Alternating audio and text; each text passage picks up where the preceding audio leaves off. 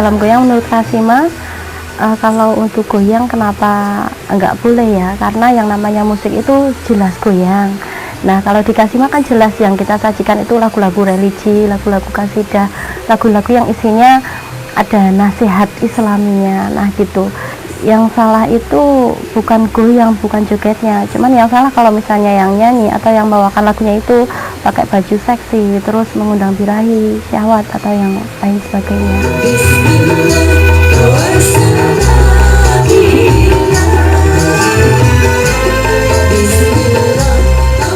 PR-nya itu kita, kalau menurut kita kalau lewat gerakan itu juga ada sampai sih ke penonton, karena kita gerakannya juga mengikuti arti lagu, mungkin lewat kata-kata di lagu itu apa gitu. Jadi kita bukan goyang yang gimana gitu, enggak, cuman kita goyangnya juga kita menjiwai lagunya itu lewat gerakan, kita juga salurkan lewat gerakan gitu. Dan di gerakan di Kasima juga banyak sudah banyak penontonnya juga sudah banyak yang hafal. Jadi kadang kalau kita pentas ngikutin dari bawah, kayak di lagu Dendang Kasima itu penonton ngikutin dari bawah.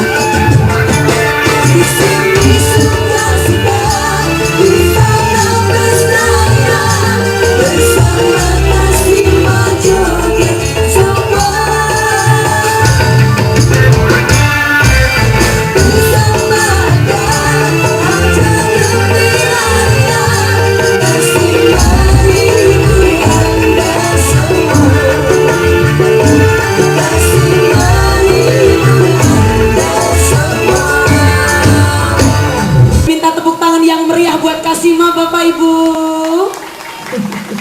Terima kasih. Dendang Kasima, Kasidah Irama Melayu Magelang. Tadi ada jingle dari kami. Silakan Bapak Ibu jamaah pengajian, karena kita akan mendengarkan tausiah yang hadir dari kota Salatiga. Jawa, nek Jawa kurang modern to kiai, masa tukiman, tukimin, tukino, sukiman, sukimin, sukino kurang modern to iki. Wis ngene wae anakmu tak jenenge campuran Indonesia karo luar negeri. Sinten Kiai Herlan Darwis. Wah, sae niku Mas Kiai, mangke ten desa panggilane Herlan, ten kota panggilanipun Darwis. Sae niku Mas Kiai Herlan Darwis. Artosipun napa Mas Kiai Herlan Darwis? Lair nang dalan modar la wis. Daripada Anda selalu makan daging, tapi korupsi bikin rakyat miskin, dasar pencuri. Kowe udah pencuri kok kowe mbek namat aku, maksudmu apa kowe? Kowe nek pencuri yo namat tukang syuting iki.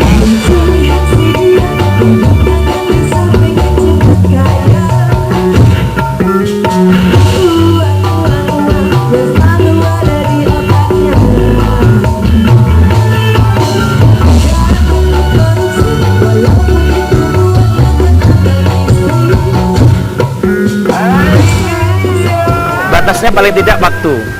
Jangan sampai kita nyanyi lagu-lagu ketika adzan bergema. Satu, jangan sampai kita menyanyikan lagu yang lagu itu menunjukkan kerendahan agama. Kemudian menyanyi sholawat dengan bergoyang, nggak boleh. Sholawat dengan rapi hormati, nggak boleh kan pakai sholawat pakai goyang ngebor ngecor atau goyang itik, nggak boleh. Yang lainnya boleh lah, tapi kalau lagu-lagu agama jangan, karena butuh etika. Allahumma sholli ala sayyidina Muhammad. Kemuliaan keberkahan bagi ya Allah. Mudahkan urusan kami, dapatlah rezeki kami dari kamu ini ya Allah.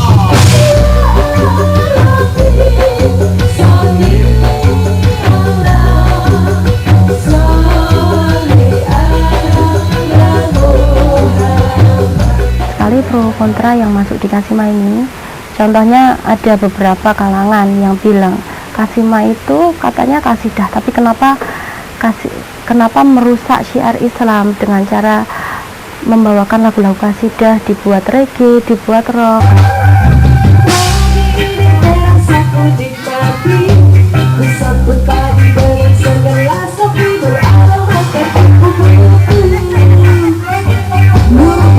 Kita ambil positifnya aja, karena kenapa lagu-lagu misalnya lagu-lagu rebana, lagu-lagu kasidah kita buat reggae, kita buat rock, itu karena saya lihat orang-orang remaja sekarang itu lebih menerima dengan musik yang kita sajikan. Mungkin yang dahulunya mereka cuma melihat, aduh kasidah itu, kalau kasidah itu cuman yang minat cuma bapak-bapak, ibu-ibu, cuma kakak-kakak, nenek-nenek, orang tua gitu aja. Kalau sekarang enggak, insya Allah kalau orang udah dengar Kasima, khususnya untuk daerah sini, orang udah dengar Kasima mau tampil di sini, nah itu pasti banyak banget remaja yang datang.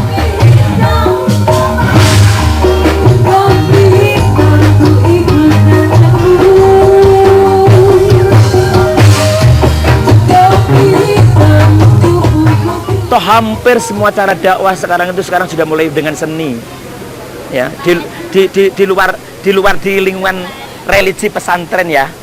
Orang sekarang di luar, hampir setiap musik orang undang pengajian ada rebananya, ada musiknya kok.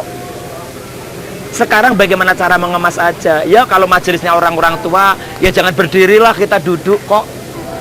Kalau masyarakatnya begini, apa yang mereka kehendaki ya ditatalah. Kalau orang depan-depan orang tua ya jangan bergoyang, jangan pakai irama goyang, goyangnya yang sopan. Jangan sampai yang lihat di atas pakaiannya kelihatan.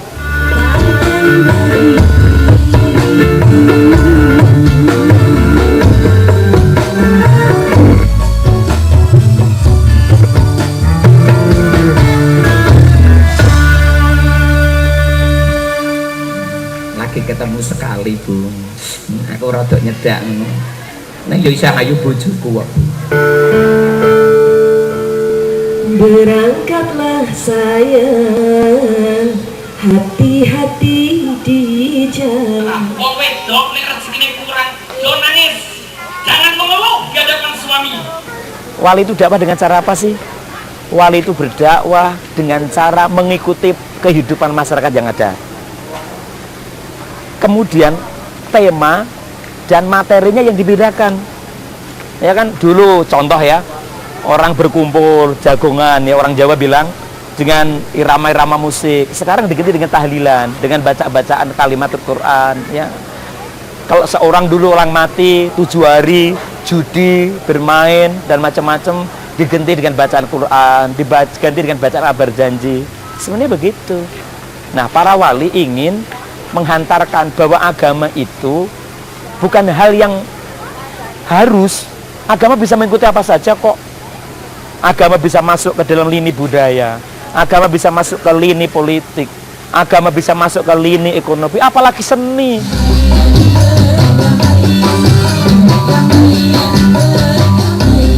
Nah, pendekatan Islam saya kira kita sudah sama-sama tahu bahwa Islam banyak yang menyimpulkan tidak dengan kekerasan di Jawa itu. Jadi kalau cerita banyak kekerasan itu banyak peneliti asing mengatakan. Tapi justru sangat soft sekali mereka masuk. Ada alat ya, alatnya adalah seni. Kita lihat syiar yang paling jelas adalah ketika para wali ya. Itu contoh yang sangat menarik. Dan para wali ini sangat menghargai budaya kita. Yang tadi ya cerita Hindu masih ada, Buddha masih ada, dan itu sudah sangat populer di masyarakat. Tapi dia tidak menghilangkan ya, dan para wali sadar betul kalau kami secara paksa syiar Islam dengan agama Islam ini kan sangat frontal sekali ya, karena Hindu Buddha ini kan konvensional dan mereka sangat komunal ya, dan mereka bertumbuh pada upacara kepercayaan. Nah, ketika Islam, kalau dulu politeisme lalu Islam monoteisme, ini kan suatu yang frontal. Dan ini para wali saya kira sangat sadar sekali, nggak bisa kita frontal. Dan cara pakai apa? Dia pakai kesenian yang sudah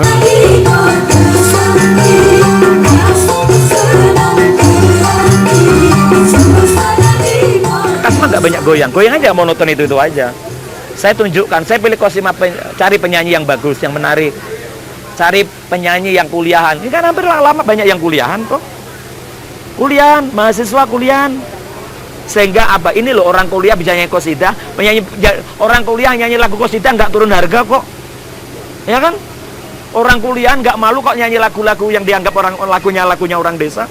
Ternyata banyak pengunjung yang datang kok, mereka lebih tertarik di tempat itu. Cuma Kasima saya minta bajunya juga harus lebih kendor, jangan terlalu ketat, lekuk-lekuk tubuhnya jangan sampai tampak, hanya itu aja. Sehingga ya namanya juga manusia, ustadz juga kayak gitu juga bisa terganggu juga loh mas. Itu normal-normal aja. Kameramen juga bisa terganggu juga kan.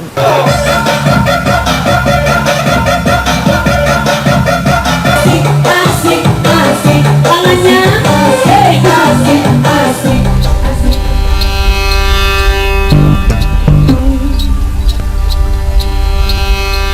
Besok kita untuk tampil di Semarang kita mau pakai kostum apa? Pink biru. Biru pink. Yang penting ada pinknya. Biru abu-abu. Kan itu doang kita.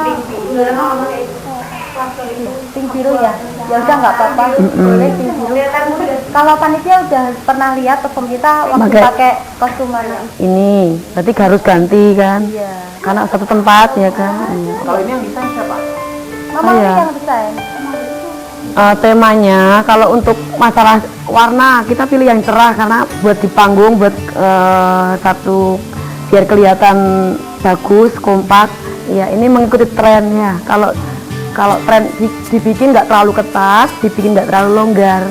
Karena banyak yang anak-anak masih muda-muda ini biar kelihatan nggak tua gitu kan. Sesuai dengan usia mereka ini anak-anak kan masih ABG gitu kan. Jadi kita bikin yang nggak ya sedikit mewah lah meskipun ya ini sederhana sebenarnya tapi kita bikin agak mewah dikasih benik-benik ini karena untuk mengikuti tren sekarang. Ini dikasih. Ada yang komentar nggak? Iya pernah, terlalu seksi pernah itu sering banget buat di komentar di Facebook terutama ya itu sering banget kok kayaknya terlalu seksi terlalu ketat gitu. Tapi ya ini konsep kita Kasima seperti itu. Nggak mau terlalu longgar nanti dibilang lebih tua atau ya mengikuti tren sekarang aja kita modelnya seperti ini nggak terlalu ketat banget sih sebenarnya.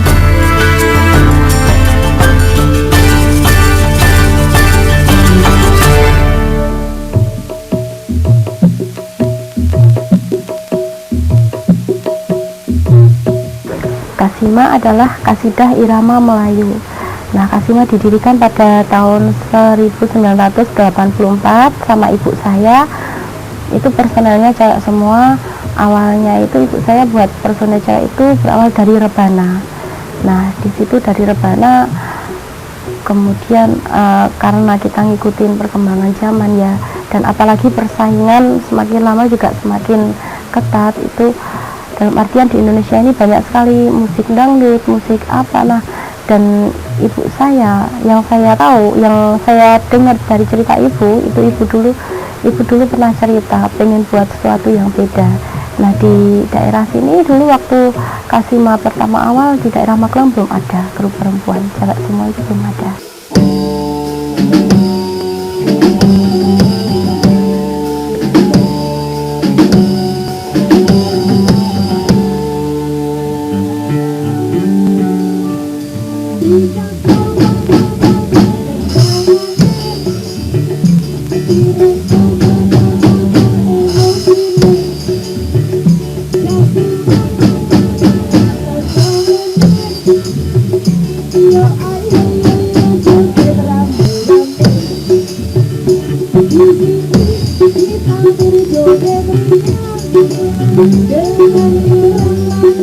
Perkembangan zaman di waktu itu dangdut ya irama kasidah dan berkas Melayu itu dengan suasana yang perkembangan yang sangat rumit tidak enak itu akhirnya saya beralih untuk niat untuk mendirikan yang putri-putri.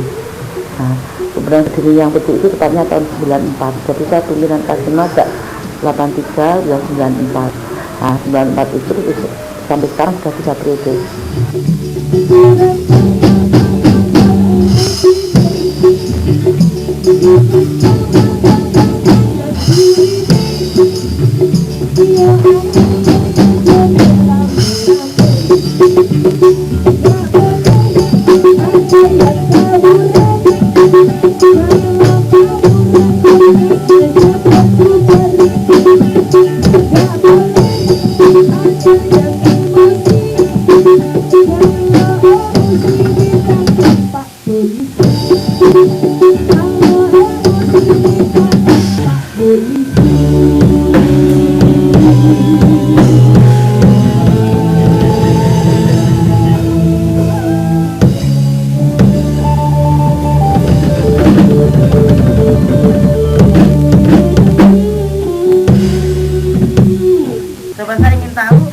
lagu-lagu yang kayak zaman ibu dulu ya. Dulu ibu itu lagu-lagu kasidahnya monoton sesuai dengan pokoknya asli, nyontoh aset yang sudah ada. Terus nanti saya ingin dengar yang lagu-lagu irama gambus ya, religi tapi sudah dibuat reggae.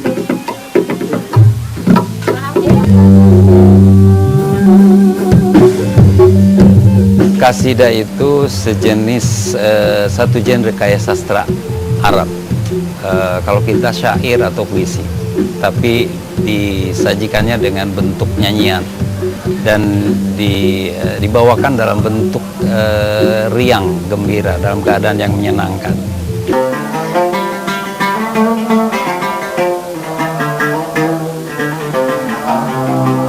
Ketika contoh saja mungkin yang masih ada diingatan kita ketika Nabi tiba hijrah di Madinah, mereka menyambutnya dengan satu kasidah yang kita sangat populer, Tola'al Badru Alaina. Kasidah itu masuk ke Indonesia seiring dengan perkembangannya Islam di Indonesia. Terutama Islam yang masuk ke Indonesia itu kan memakai pendekatan sufi. Jadi sufi biasanya dalam zikirnya, dalam wiridnya biasa menggunakan alat musik, dan yang paling sederhana adalah rebana. Dan itu dipergunakan untuk sebagai hiburan, sebagai bentuk kesenian yang menyenangkan tetapi memberikan pelajaran. Karena di dalamnya ada selawat, ada puji-pujian, ada ajaran-ajaran tentang Islam, ada nasihat-nasihat, sehingga bisa menyampaikan ajaran atau nasihat itu dalam bentuk yang menyenangkan, sehingga tidak terasa dipaksa sebagai satu ajaran yang memberatkan bagi masyarakat, terutama masyarakat awam pada masa itu. Habibi, Habibi ya nuril ain, Habibi, Habibi, Habibi ya nuril ain.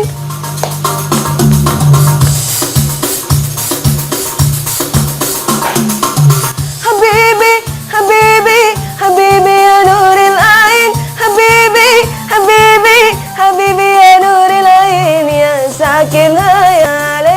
Begitu juga pada masa Abbasiyah. Abbasiyah juga banyak sekali ahli musik. Kalau sekarang ulama-ulama musik, misalnya saja ada Al-Kindi, filosof dan ahli musik. Ada Abul Faraj Al-Isfahani, dia sudah membuat buku Agnia itu tentang nyanyian dan musik, 20 jilid.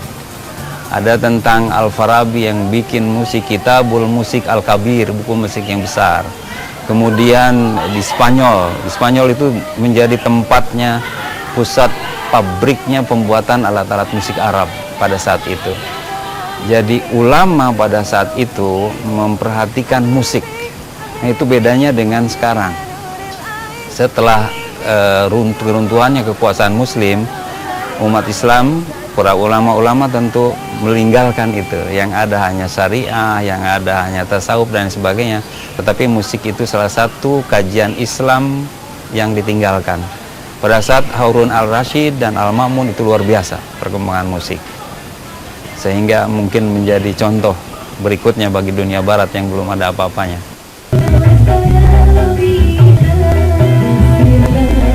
Seni buat Kasima, seni itu sebagai alat dakwah. Kita itu bukan ustadz, kita bukan guru, tapi kita di sini hanya pemain musik saja. Tapi dengan musik yang kita sajikan, dengan lagu yang kita sajikan, lagu-lagu kasidah, lagu-lagu dangdut yang berisikan nasihat Islami, nah di situ kita secara tidak langsung berdakwah.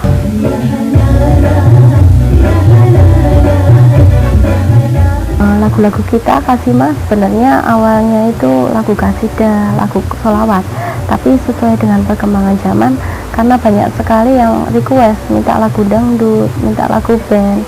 Ya kita mau gimana lagi, kita harus nurutin aja. Ya karena konsumen kita memang rata-rata sebagian besar orang yang suka musik dangdut. Lagu goyang dumang, matur nuwun sing kathah.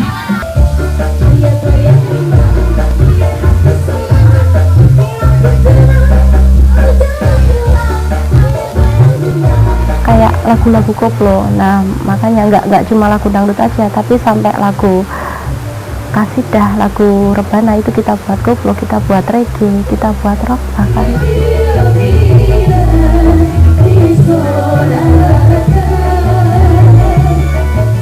Kalau untuk permintaan kebanyakan lagu dangdut.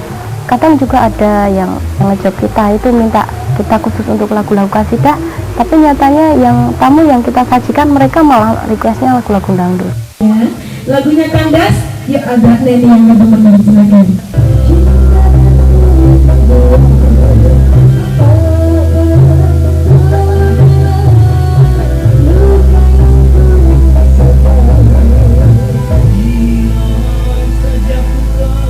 Kalau dikasih mah lagu-lagu dangdut itu saya batasi mas. Misalnya lagu-lagu yang syairnya ada agak senolah gitu, kita nggak mau bawakan. Iya.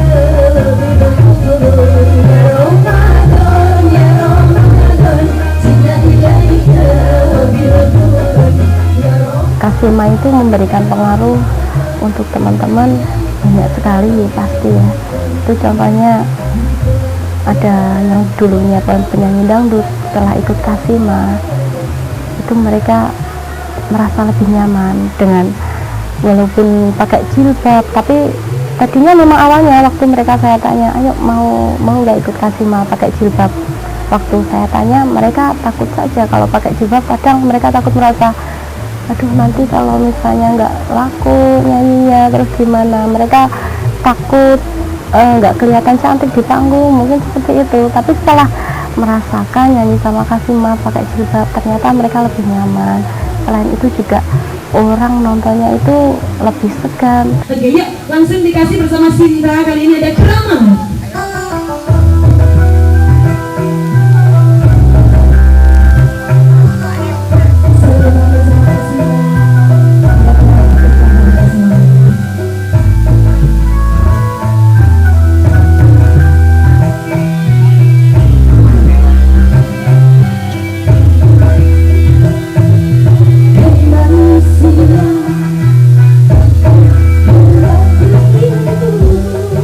Nama saya Susi Susanti, nama panggung saya Sinta Tasmira.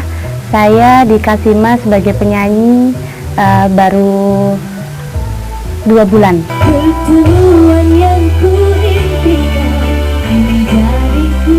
Setiap orang pasti punya masa lalu, termasuk saya.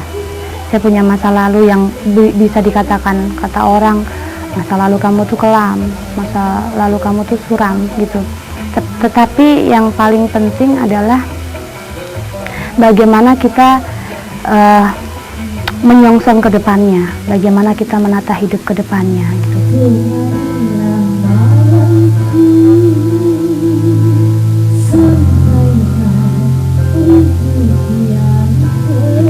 Kalau kita masih bisa lebih baik, kita masih bisa berusaha untuk lebih baik, kenapa tidak? Gitu. Dan semoga dengan saya berhijab dan juga menyanyikan syair-syair lagu qasidah gitu, bisa mengajak orang yang ingin lebih baik terus ikut mengikuti. Ayo sama-sama kita, belum telat kok, belum telat. Ini saatnya kita untuk berubah untuk menjadi lebih baik tuh sekarang. Kapan lagi? Besok-besok nunggu tua, aduh keburu malaikat datang. Dulu sebelum di Kasima, saya penyanyi dangdut, penyanyi panggungan. Kata orang sih, saya termasuk penyanyi yang seksi.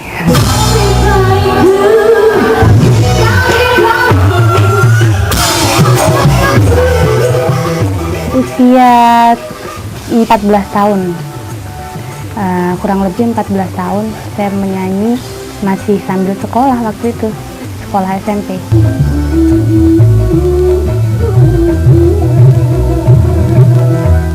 Pakaiannya minim-minim banget, pokoknya seksi deh. Kalau lihat siapa ya artis yang terkenal yang seksi-seksi tuh kayak gitulah. Itu pakaiannya aja.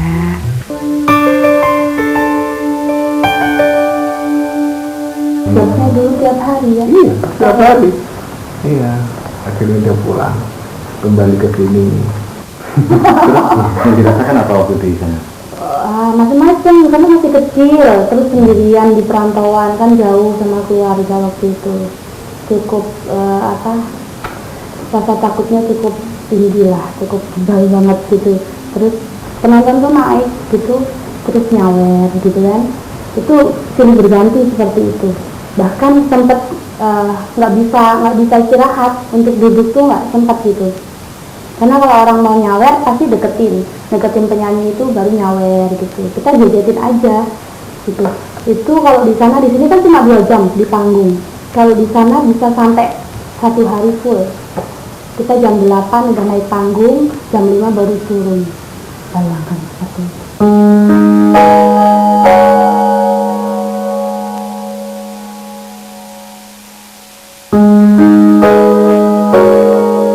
Pengalaman yang paling kelam itu saya pernah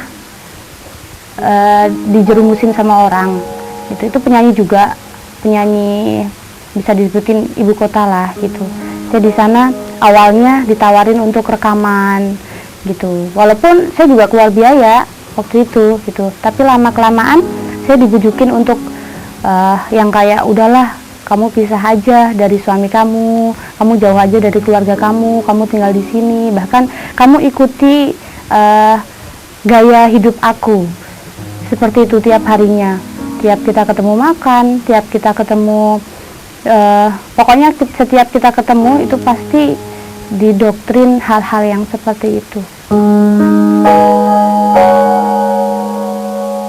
Ketika Sinta ini dari hijrah menjadi berhijab, ini rezekinya juga semakin meningkat ya, signifikan sekali. Dari kemarin-kemarin yang konselnya pasar itu menengah ke bawah, sekarang malah menengah ke atas. Jadi lebih bagus rezekinya dia. Kan dulu padahal pakai goyang-goyang seksi. Iya, pada waktu itu dia pakai goyang terlalu seksi, kemudian mempertontonkan aurat sedikit lah gitu. Nah, dari itu justru pangsa pasarnya itu rezekinya jeblok gitu loh. Tapi justru ini dia berhijab ini luar biasa, keterpautannya itu.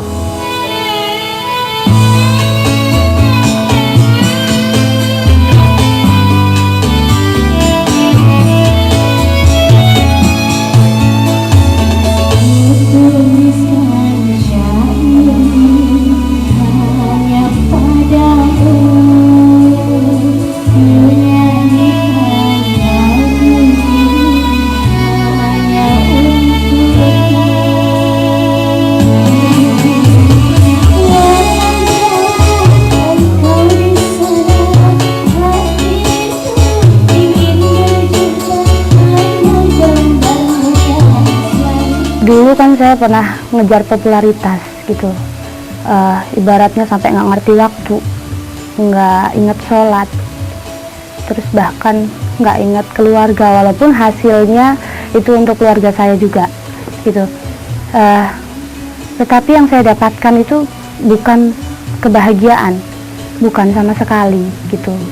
Malah semakin ini yang saya rasakan, semakin saya mengejar popularitas, semakin saya merasakan hidupnya kok kayak dikejar-kejar ya gitu. Padahal nggak tahu kita mau ngejar apa gitu. Tapi seolah-olah itu tidak ada kepuasan gitu. Kita dikasih rezeki 1 juta, minta 2 juta, dikasih rezeki 2 juta, minta 3 juta. Bahkan yang ditakutkan kalau kita terlalu mengejar popularitas itu kan akhirnya terjerumus. Laper. Buat saya, bulan Ramadan itu waktu yang tepat untuk mengajarkan hal-hal yang baik untuk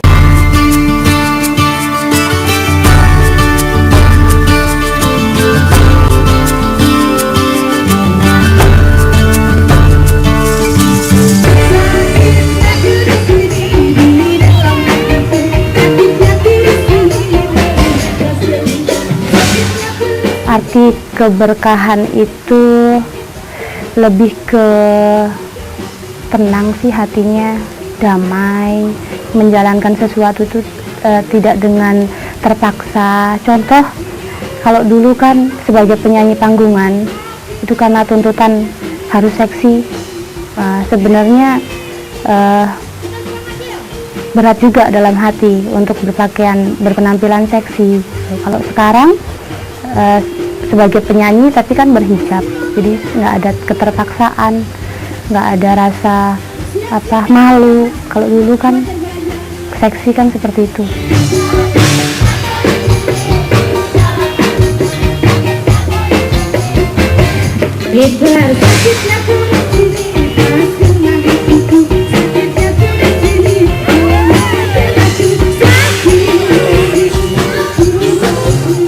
Kalau dulu itu job siang malam tanpa henti itu masih kurang-kurang aja. Tapi sekarang 1 bulan ada job 4 kali, 5 kali, bagi saya alhamdulillah itu rezeki yang berkah. Alhamdulillah setelah berhijrah lebih merasakan nyaman, tenang, terus lebih bisa bersyukur, lebih bisa menikmati hidup. Nggak kayak dulu, pokoknya deh luar biasa hijab bagi saya. Bagi saya itu hidayah dan juga rem gitu. Kenapa saya bilang seperti itu?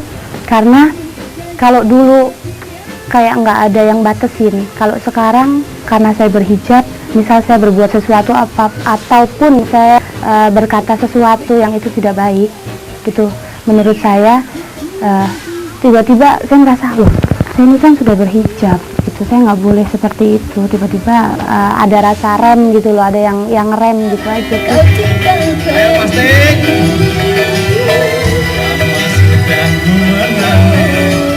Banyak sih, ada yang bilang buat nutupin aib, cibiran-cibiran yang seperti itu, tapi aku nggak peduliin, aku kan yang ngejalanin hidup. Kalau mereka di luar sana hanya bisa mencibir itu, ya maklum aja, karena mereka tidak menjalani hidup saya.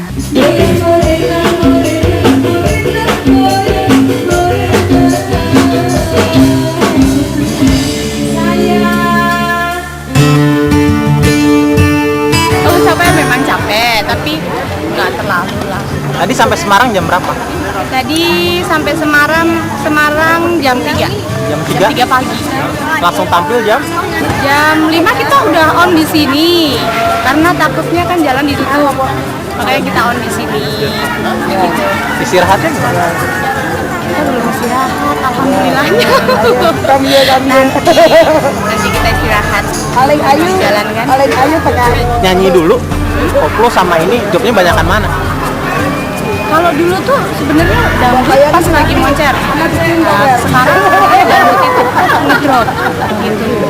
Kenapa ada grup ini yang sekarang moncer? Karena ini kan nggak hanya dangdut tapi Qasidah. Ya makanya masih tertolong. Kalau hanya dangdut aja, saya yakin jobnya pasti nggak sebanyak ini. Gimana sih awalnya ceritanya kok adiknya yang tadinya anak band tiba-tiba tertutup, berjilbab, kasidahan, dangdut? Ya mungkin dia nemuin jadi dirinya itu sih. Dulunya emang dia ngeband biasa, cuma sekarang mungkin feelnya udah dapet di situ sih. Sempet kaget ya?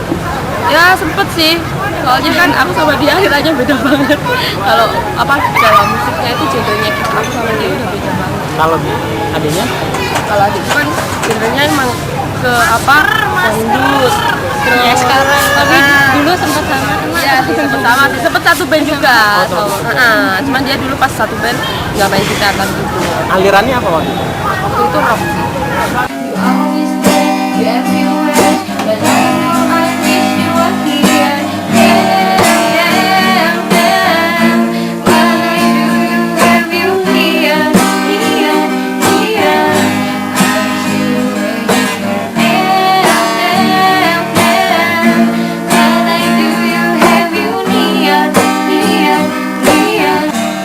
Dari SD sih kita rocknya gitu, habis itu dapat tawaran itu ikut Kasima itu, terus kita kan yang jadi gitarisnya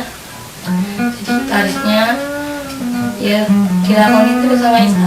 Kaget nggak sih dulunya anak band, terus tiba-tiba sekarang jadi? Ya sempat kaget, dulu rock aja pakai banget lagunya aja yang kayak kotak gitu itu beraksi kan. Terus tiba-tiba jadi dangdut itu kan berubah drastis. Nggak nyangka awalnya? Nggak nyangka. Dari dandanannya aja udah beda kok. Dulu kan Apalagi kan kita kan rocker ya, rocker terus nggak pakai kerudung, tiba-tiba dangdut pakai kerudung itu kan beda banget. Terus kan berjilbab karena apa ya? Ya rasanya nyaman aja, lebih terlindungi kalau di luar. Kadang kan kalau yang pakai yang ya biasalah atau apa yang pendek-pendek atau gimana kan pasti kalau lewat cowok-cowok itu digodain kadang. Tapi kalau pakai jilbab tuh rasanya beda gitu. Ada orang bilang sama saya, kamu tahu nggak permen ini sama permen ini? Dia bawa permen yang kebuka sama permen yang ketutup. Terus dia jatuhin plek gitu. Kamu ambil yang mana? Ya yang masih bungkusan lah. Itu perempuan orang berjilbab sama nggak berjilbab gitu. Saya langsung ya mikir keras waktu itu. Cuma ya gimana ya, teman-teman juga nggak pakai, terus ya masih bimbang-bimbang gitu. Tapi sekarang insya Allah dari dikit-dikit saya lakuin karena untungnya juga banyak gitu menurut saya.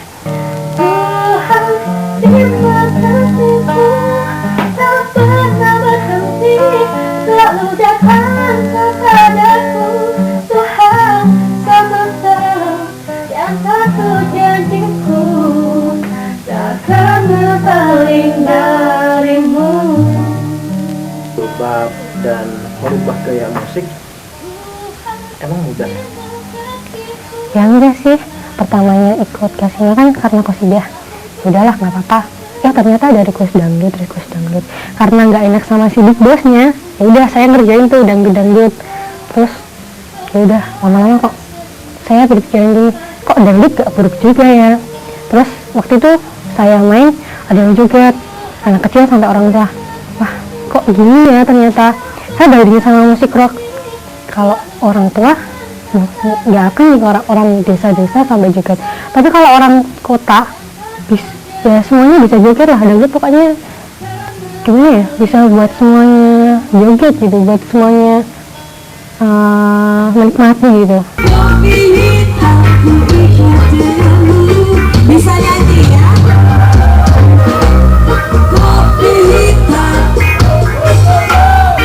Gak apa-apa sih, ini cara kita buat ekspresiin, buat nunjukin kita pengen orang bahagia tapi pakai caranya kita, pengen ngajak orang sholawatan tapi pakai caranya kita.